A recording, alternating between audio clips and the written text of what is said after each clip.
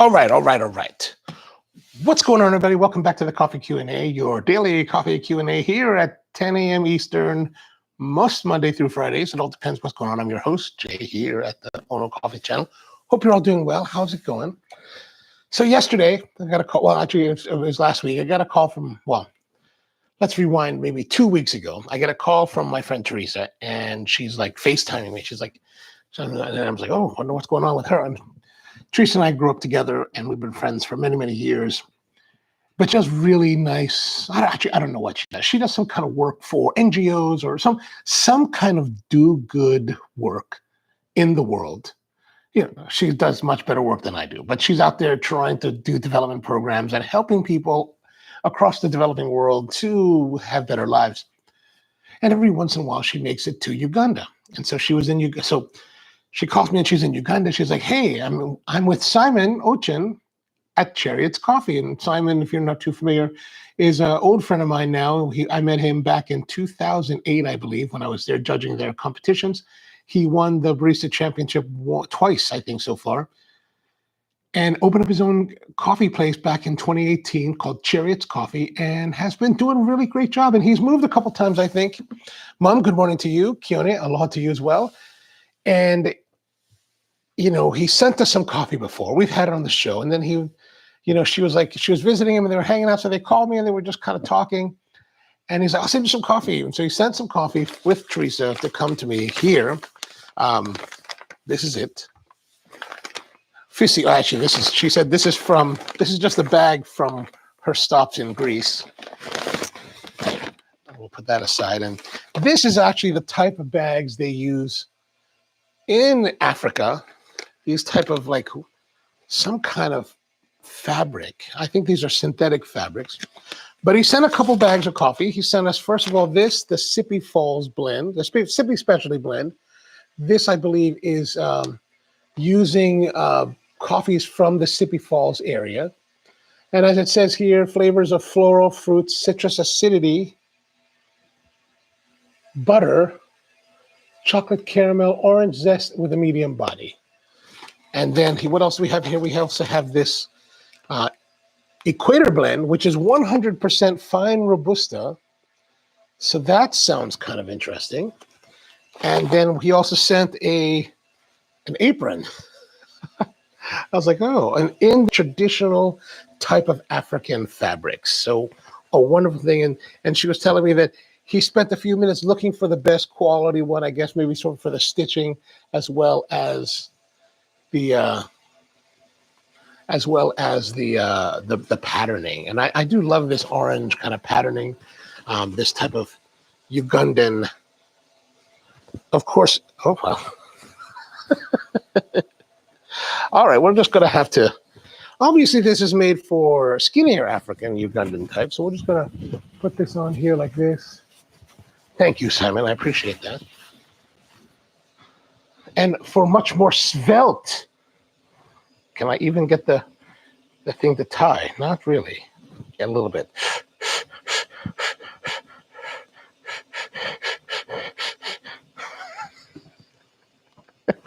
All right, we're just going to leave it like that. Okay. Water's boiling. Good, good. So nice, huh? Nice. All right. So today we're going to check out the Sipi Falls Blend, the Sipi Specialty Blend. And tomorrow we're going to do this one, the Robusta.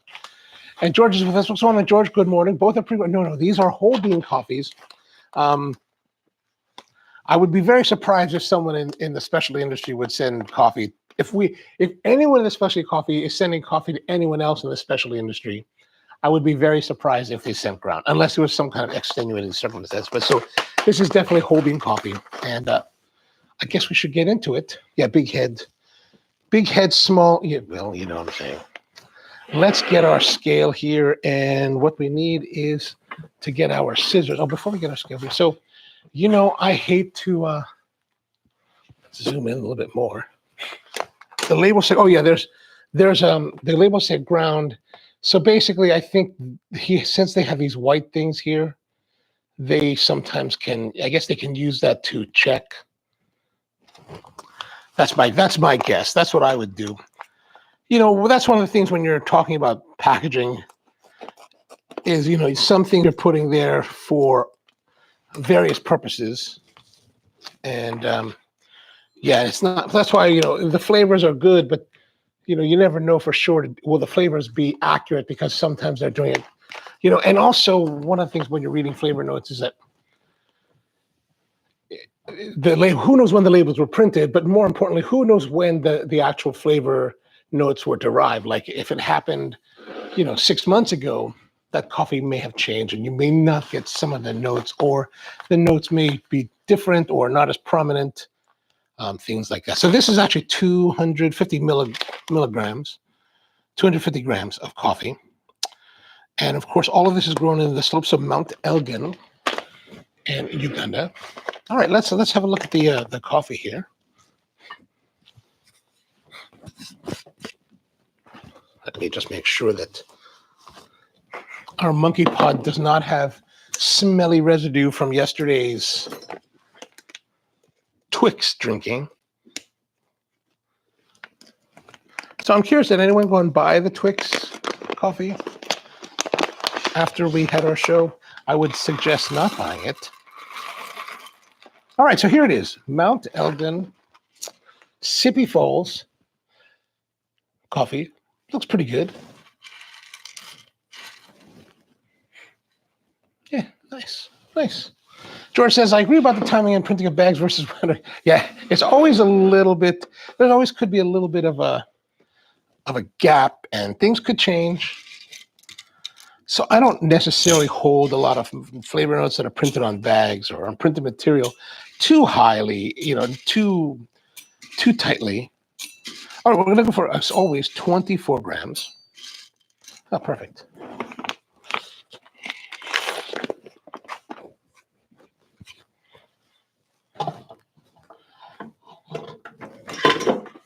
And let's see, get our grinder back out, our trusty Barista Virtuoso. Today we're going to be brewing medium grind with a flow through, you know, whatever we call it. We didn't grind anything yesterday, so.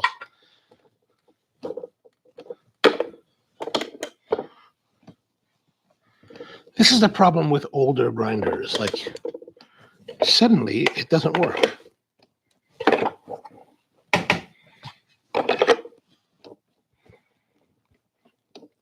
And I wonder, is it the Isato adapter, or is it something else?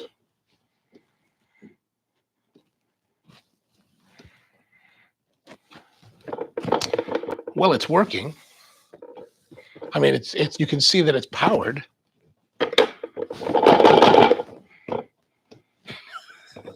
Maybe this Virtuoso has finally, or one of the two components, the Virtuoso or the Isato, has given up the ghost. All right. Let me go grab something here, and we will continue on. I'm not sure exactly what is wrong with it.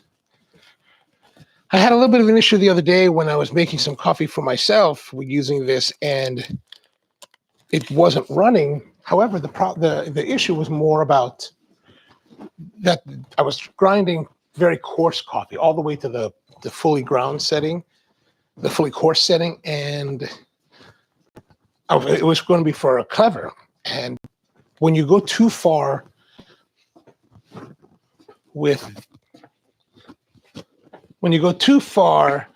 to the left, to the point where you can actually take the hopper out, it actually disconnects the operation of the grinder.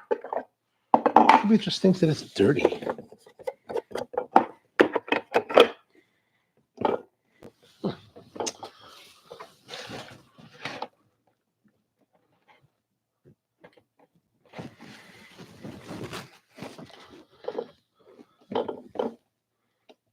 These are the things that can happen.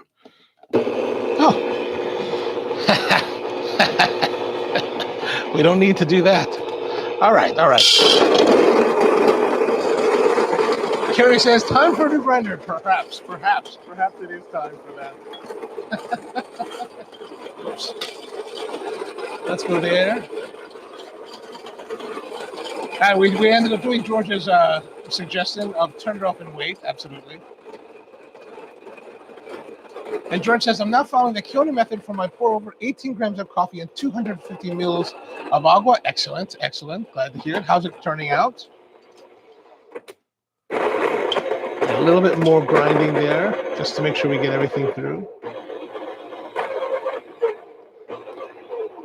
I've also got a problem with my Paco Jet. I don't know if you're not familiar with a Paco Jet. It's these, I guess the best way to consider is a type of grinder that's really used in restaurants for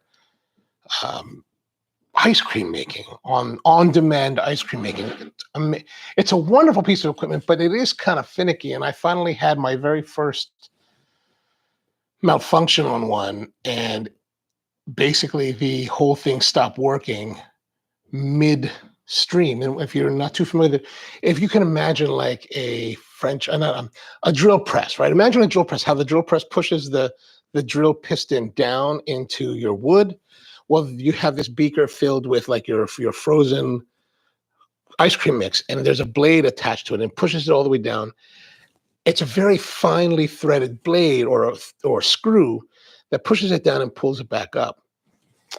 Well, it got stuck halfway because of this malfunction, and now I'm having to I tore the whole thing apart, and I have to rotate the shaft,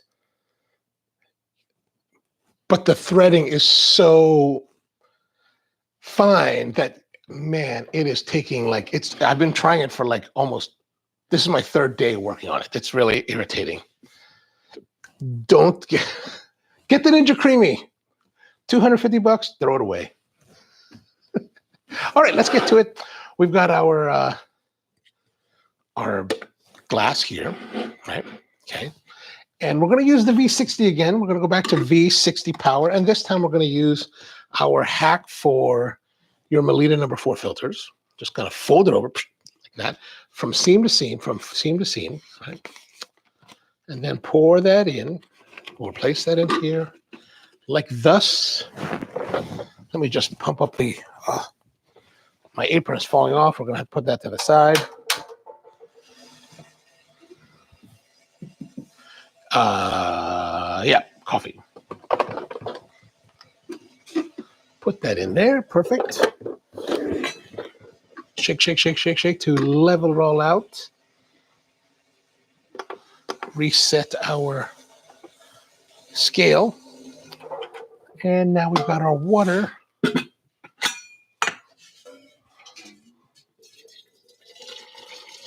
I've been watching the series The Bear since it came out. I binged the entire season in 2 nights. Finished it last night. Very, very enjoyable. Well, at least for me, it's very enjoyable. I was just discussing this online with some friends. Some friends have some anxiety over it, over certain scenes. And I get that, because some of my friends who went through some, that are chefs now, they went through some pretty heavy duty types of externs or stages, or actually work in kitchens where the chefs were quite difficult.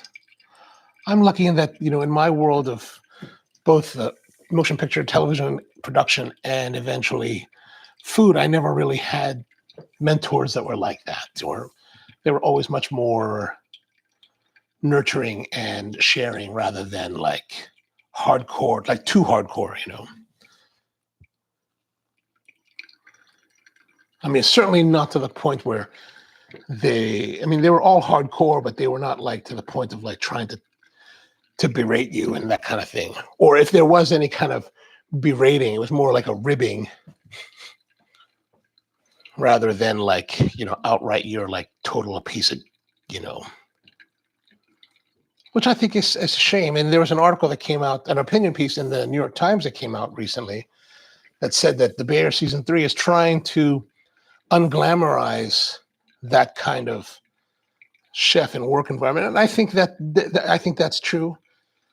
But I also think that, it's modern times. The trend really has been moving away from that type of harsh environment for quite a while now. Especially in the time that I've been involved in coffee, it's been changing away from that to a much more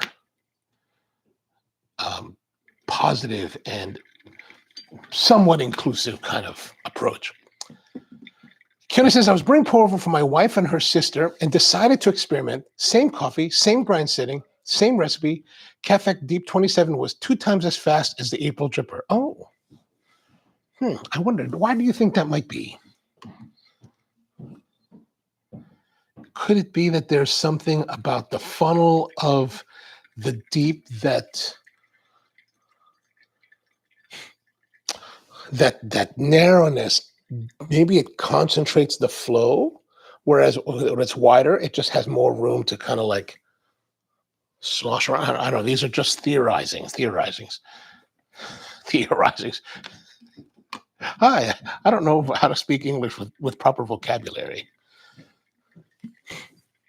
George says that the bear induces trauma amongst restaurant industry survivors, but it's truly excellent. Yeah, I agree. And I think that's a great point. That's a great way to term it. You know, survivors, people that have really been through the ringer. And I'm very lucky in that I would never portray my experience in any of the industries as a survivor, like that I survived like horrific hell. And I mean, I worked in motion picture production, and that was, you know, that's a pretty cutthroat and dirty business. Oh, 303. I'm just babbling on, like, so we're just totally like not even paying attention to the time now. However, I think that season 3 was good of the bear. I much preferred, I think now that I'm reflecting on it more, season 2 is very good. There we go, 350, 330. Okay, so we're pretty close to where we want to be.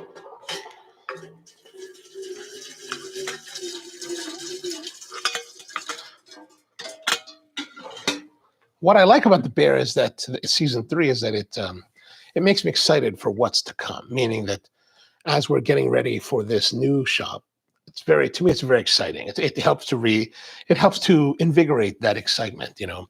But season 2 had what I liked most about season 2 was season 2's episode 7, where Cousin undergoes his renaissance, right? Where he becomes the front of the house person that he is in season 3. Like, he really forges that, and you're like, oh, all right. You know, he goes from a guy that was just kind of like, you need to get rid of him, to someone that actually is, you know, very, very much invested. All right.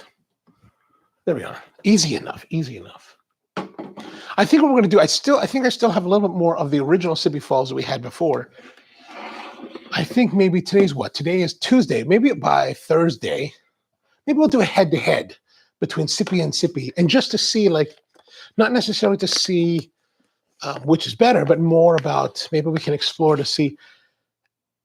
One of the things that is a difficult part of coffee production or any pursuit is, are you able to maintain a consistent flavor profile season to season, year in, year out? And that's a great challenge. And I know single origins express that single origin for that particular time, and that's very great. Just much like champagne houses, or will celebrate the cruise, right? They'll have a crew. They'll be like, this is 1984 or 2021, and they'll declare that year, and that's going to have something that's different, something special, something that is different than their normal blend. But the blending is where, to me, a great part of the art and craft of production is embedded, because you have to try to figure out, how do I take disparate crops from disparate years and make them taste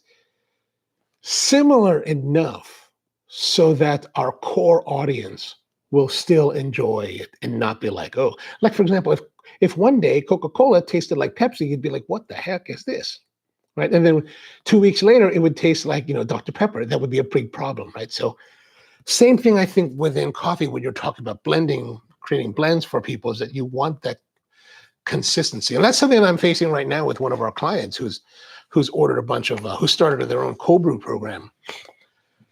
And honestly, it actually threatens our supply chain at the moment, because it's like, oh, we are in July, we have X amount of coffee available for this type of product, depending on how heavy their consumption is or the demand is from their client base, that's a supply chain issue that will not be able to be rectified. Like we will not be able to catch up to that supply chain issue for a year, right? Because harvest for where we're having that produced doesn't come up until at the earliest, or midwinter here in America. So it would be like we have to get that, and then the earliest we could get shipment of that coffee, presuming everything goes smoothly, maybe in March. So typically those coffees will arrive now. But I wasn't I thought we had enough to last us through for the year, but we may not. So these are all the things that we have to worry about. Peter's asking, what did I miss? Oh, you haven't missed anything. We're doing the same thing. We make coffee. It's no big deal. But we're making coffee from Sipi Falls, the Sipi Specialty Blend from my friend Simon Ochen at Chariots Coffee in Kampala, Uganda. Sent us this coffee via one of my good friends, Theresa, while she was visiting Uganda. And that's what we're trying up today. If you've seen the show in months past, we had the previous batch that he sent to me via Theresa. I forgot how long ago that was. It wasn't terribly, well, who knows? I keep thinking 1987 was, 10 years ago. So who knows how long it's been. Keone says that the angle definitely made a difference. The Deep 27 was markedly sweeter. The April had a little more body, although there was a little more acid forward. Oh, medium roast Kona beans. Okay. Do you remember which Kona beans? I'm curious. Markedly sweeter. Maybe we'll have to try that. We'll have to play around with that a little bit. George says that season 3 of The Bear has deepened our understanding of more of the second. That's true. It was interesting. I thought it was really interesting to see Tina's story and how she came to The Bear, and to see a little bit more of Carmi's brother, Michael. All right, so let us have a look at our coffee. All right, so if you remember yesterday's coffee, the Twix, this is fairly translucent. The other one, not so much more opaque, much darker roast. This is a lighter, more of a medium roast. So hopefully a little bit more nicer, pleasant tones on the nose. Oh, a little bit of brightness, some florality, some citrus. Lighter body than the Twix yesterday. More of a medium bodied, I'd say. Kona P. Berry from Big Island Coffee Roses. Oh, nice. Those guys are, I don't know them personally. My friends know them, and they always say very nice and positive things about those guys. Next time I get out to the Big Island, I would probably go visit and check it out.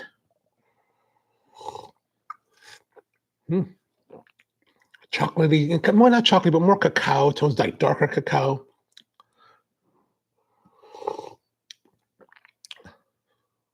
Pleasant. This would be a nice coffee to go with my afternoon concha. The Mexicans, pan dulce concha. That would be a nice pairing, I think.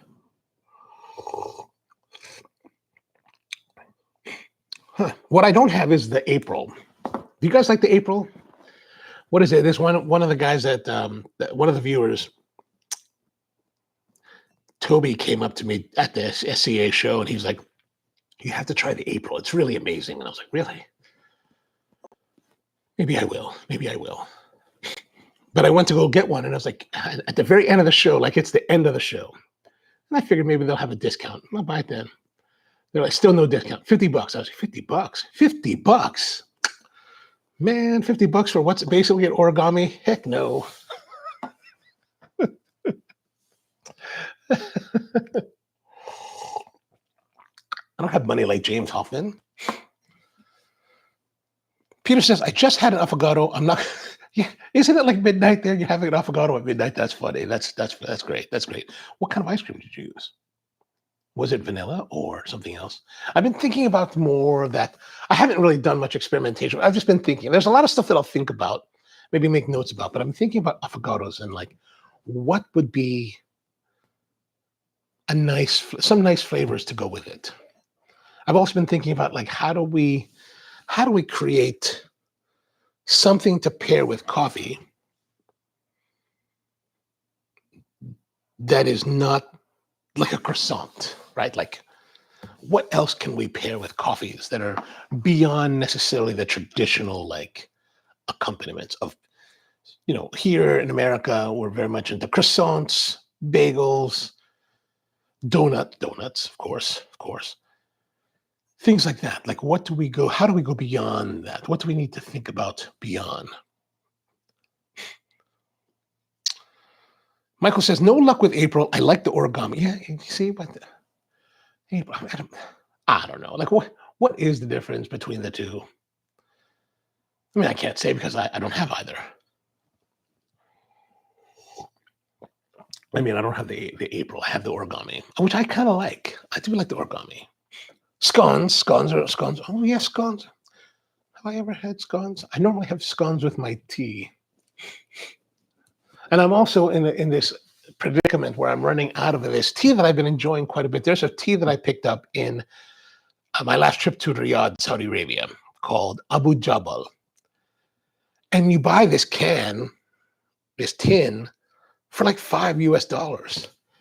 And it's not really available in the United States. I'm like, what is going on here? There's no, even Amazon doesn't have it. I'm like, hey, what's going on? And I did see one listing. I think it was like $40 or $30. I was like, okay, I'm not paying that. I mean, it's good tea, but it's not like $30 tea. I'm like, oh no. I like that tea. I like this other tea called Kongu that I got from when I was in Boston a couple of years ago. I went down to the Boston Tea Party Museum, and they have at the Tea Party Museum, they have this cafe where they have all these, like maybe 5 or 6 teas in these big urns set up so you can try the teas of the Boston Tea Party era. And the one that I really connected with was this one called Kongu. And they were selling it. They were selling a tin of it at the gift shop. It's like $15. It's pretty expensive. Like, I think it's more expensive than it should be. But I bought a tin, man, and I was tearing through it. Like, it was so, like, it just had these flavor notes that I just so enjoyed so much. Peter says, if Italians need vanilla as a tradition, that's true. But did you use ice cream or gelato? Those Italians, they get upset if you use ice cream. And George says, you can explore the difference between English style and American style scones. Really? What's the American scone? I tell you, one of my favorite adventures is when I end up in London, for whatever reason, I do enjoy going to the Diamond Jubilee Tea Room at the top level of Fortnum Mason.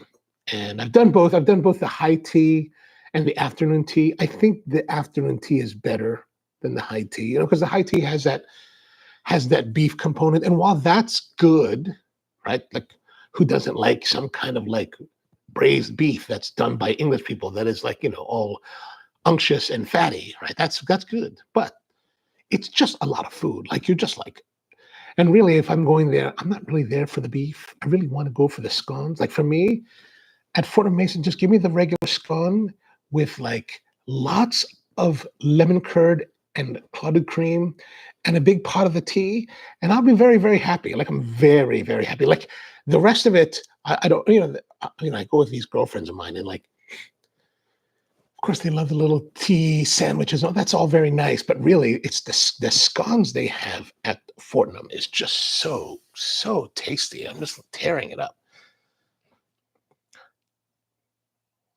Michael says that it's probably similar to the Iron Goddess tea, the boss. We carried Iron Goddess, but I don't think it doesn't have the same, it doesn't hit the same notes. And I'm not sure, it had been quite a bit of separation of time between the last time I had Iron Goddess, the oolong, and the Kongu. So I don't know, I can't tell you exactly what the difference is, but I don't feel like my reaction to the Iron Goddess isn't as strong as it was to the Kongu that I had. And it could be, of course, there's going to be different gardens, different processing under the same name may have massive variations. Like, I was at the tea house the other day, a couple weeks ago, and the owner gave me this Kenyan purple oolong. Wow. Woo. I'm still thinking about that purple oolong today. It was very, very good. George says, I'd be happy to bake you a few examples of each, but in general, American scones are larger, sweeter, and typically have add-ins. Oh, all right. I'm open. I'm open to all of that. The difference in American scone is the accent. Ah, yes. Scone versus scone. Is that right? I don't know. I don't know.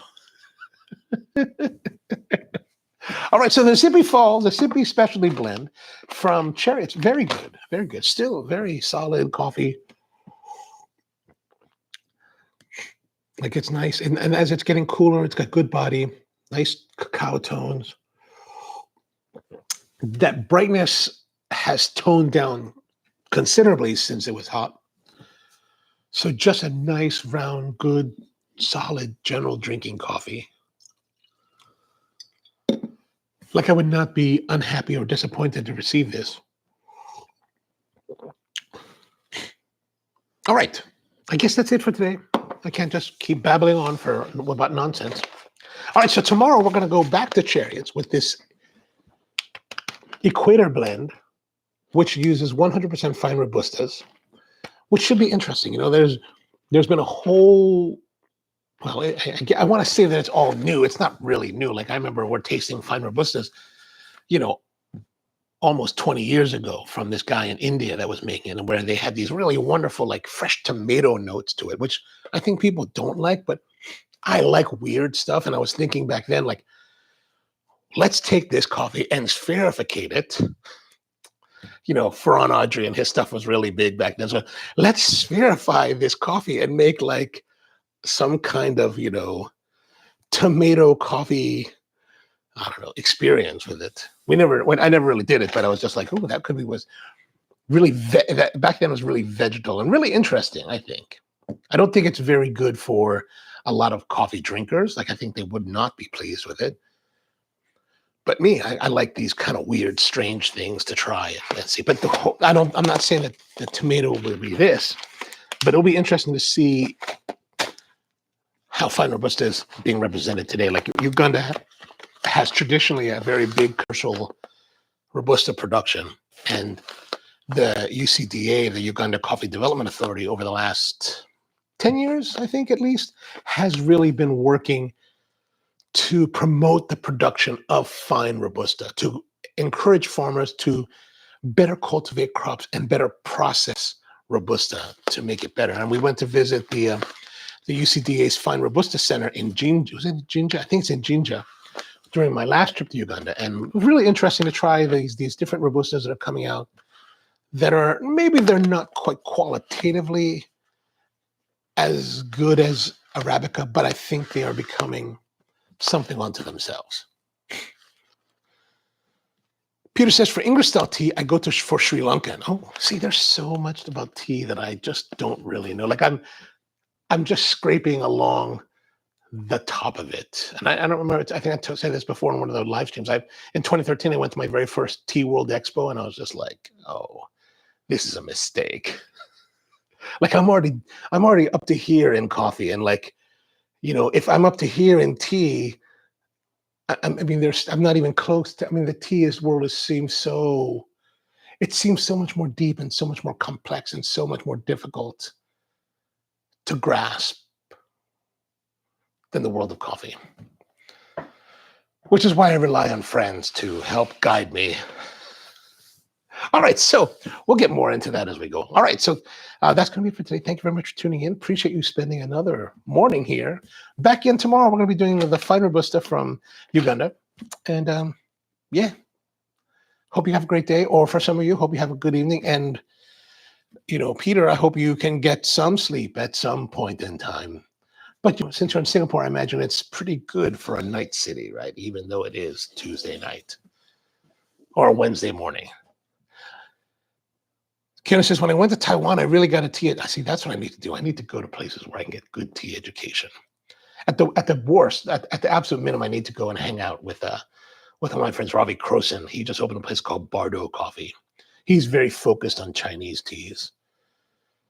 And not Bardo Coffee, Bardo Tea in Portland, Oregon. I told him I'd come out and visit him, but trying to get to Portland is actually quite difficult. Right now, I'm trying to get to Iowa towards the end of July into August to go check out sweet corn. So who knows? We might be in Iowa doing live streams about corn. All right, so I hope you guys are great. Keone, Mom, Peter, George. Hope you have a great day. Michael, see you next time.